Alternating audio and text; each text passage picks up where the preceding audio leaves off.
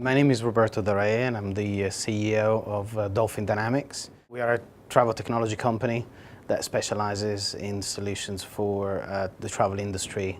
The most immediate trend is the trend of specialization.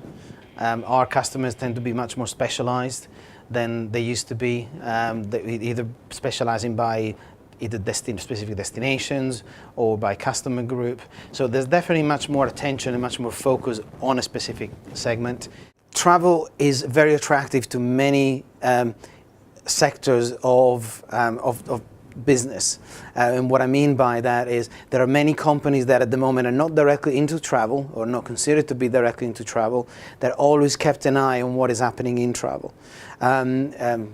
Google, Apple, just to mention a few, the supermarkets, and I think the challenge that a lot of people in the travel industry have to really be careful about is that for one of these big companies that have the technology, the purse to actually come in and try to take over, it is a real challenge. Is there going to be at some point soon an outsider that with different technology and look at it from a different angle maybe, will come into the market to claim a share of the business? And if somebody new coming in claims a share of the business, somebody else will have to give it up. The other challenge, if I look at it from a distribution perspective, is the distributors are definitely coming under pressure actually from the supplier.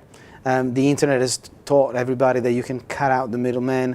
So the challenge of the distribution side is to continue to be relevant, to continue to be innovative, to continue to capture the customer. Otherwise, the suppliers are there just waiting to be able to sell direct. There is an intelligence and a sophistication that is starting to come in some sectors of retail that the travel retailers don't necessarily have, or don't necessarily they haven't necessarily embraced yet, partly because they don't have the money to do that, or maybe the willingness, I don't know. But the reality is that the selling experience that we're as consumers are getting used to by shopping on Amazon or in specific shops is not really yet reflected in travel.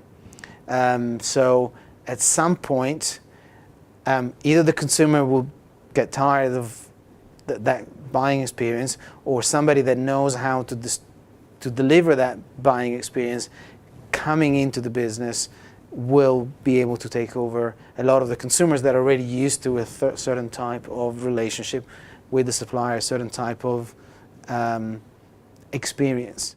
The problem within the travel space, in my opinion, is that the investment is not where it should be. It is not proportional to the investment that other companies make in other sectors. If you speak to people in travel, everybody will tell you, oh, we don't have the margins to make these investments, and we can't afford it. But the problem is, if you don't do it, somebody else will, or somebody else will take over. But that's going back to what is one of the issues and one of the challenges that we should be looking at is people in travel, they need to be able to invest to keep that position. Otherwise, I can see that in a few years it will become very difficult, or only companies that will make that step and be able to invest and think in different terms and deliver a different user experience, buying experience to their customers will be the ones that survive. Everybody else is just going to fall by the wayside.